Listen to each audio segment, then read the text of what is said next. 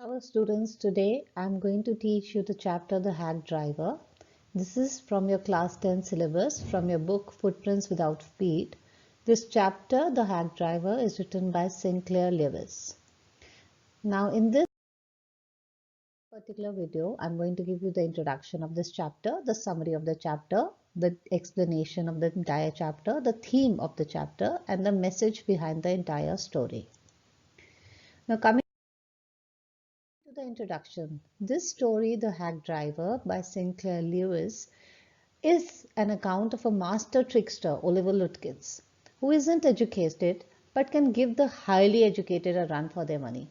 It's a hilarious tale of an encounter of a city dweller with a countryman, proving that academic degrees do not guarantee smartness at all.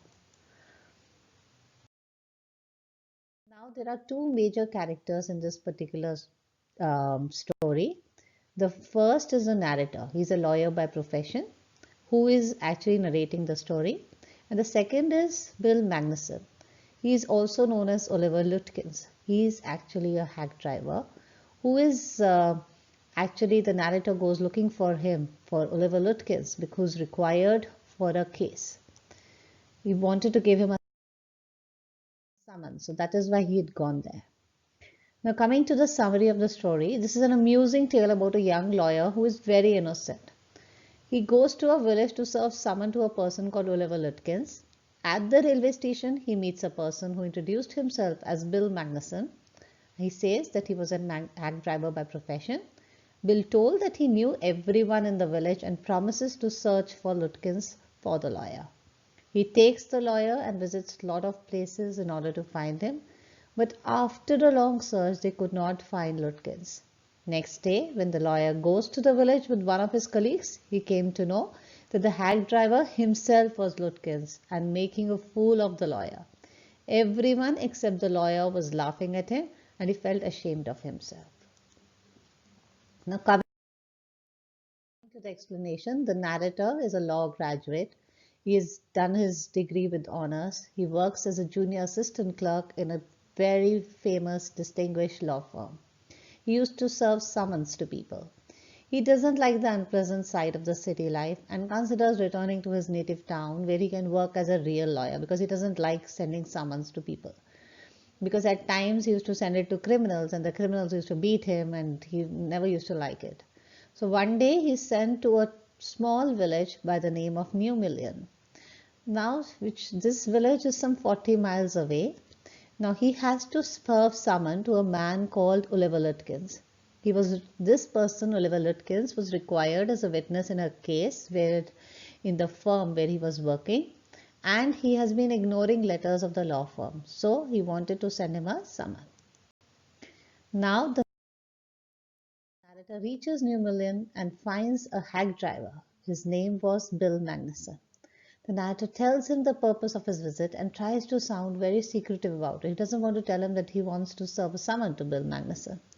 This hack driver claims that he knows Lutkins very well and offers to help the narrator round the village in his hack in order to trace Lutkins at the rate of $2 an hour. At first, they go to Fritz to catch Oliver. Bill instructs the narrator to let him inquire first because Oliver might get suspicious and escape from there. Fritz tells Bill that the narrator that Oliver has probably gone to Gustav for a shave. At Gustav's too, the narrator lingers at the door, but they do not find Lutkins. The owner tells that he owes him $1.35. Bill guesses that Lutkins has probably gone to Graves for a shave, where he's again missed by only 5 minutes. They look for him at the pool room, where they are told that Lutkins had just gone to buy a packet of cigarettes. Every time they are very close to getting Lutkins, but miss him by inches. The narrator feels hungry and suggests having lunch at a restaurant. Bill suggests to get homemade lunch for him. He charges him $50 for that lunch. They sit atop Wade's Hill and enjoy the view while having the lunch. A lively description of the countryside catches the narrator's fancy and he virtually falls in love with it. After lunch, they go to Lutkins' mother, assuming him to be with her. However, she denies having any knowledge of her son's whereabouts. She even tries to frighten both of them with an iron rod. Now, the narrator's journey is due, and he and Bill head towards the railway station because he has to go back home as well. The narrator is so overwhelmed by his visit that he keeps thinking about the simplicity and friendliness of the people of New Million. He views the possibility of settling down there. He is not at all sorry for not having found Lutkins. The next morning, everybody in the office is annoyed with the narrator and he feels that the legal career has come to an end. He is again sent back to New Million and a person who already knows Lutkins accompanies him. There, at New Million Station, the narrator notices Bill standing near his cart, talking and laughing with Lutkin's mother. He finds it a little strange. His colleague exposes the narrator's foolishness by telling him that Bill was none other than Lutkins himself. Oliver Lutkins, aka Bill, laughs at the narrator. He mockingly tells the narrator to have coffee with his neighbor because that was the only family that had missed meeting the city boy the previous day. Rest everybody in the city has missed him because they had visited each and every place to find Lutkins. Now that is the end of the story. Now coming to the theme. The story, The Hack Driver, dismisses the commonly held belief that the illiterate villagers are innocent, simple, and unintelligent as compared to city people. He conveys that deception and smartness are as much a part of villagers as of city dwellers. A sub-theme of the story highlights the view that what really matters in life is experience, which indeed is a great teacher. The simple-looking and uneducated Lutkins proves to be smarter than the narrator since he was more experienced. He truly ends up being a good-for-a-giggle person. Now coming to the message of the story, the hack driver gives us a message that appearances are deceptive and fully endorses Shakespeare's view that a man may smile and yet be a villain.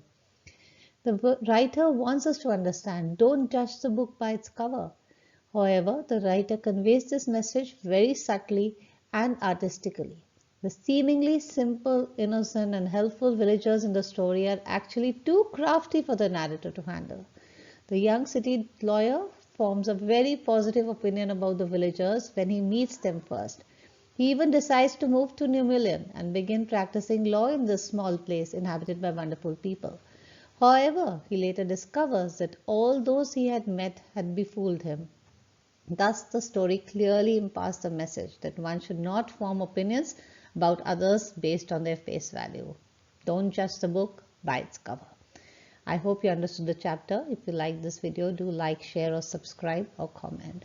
Thank you. Happy learning.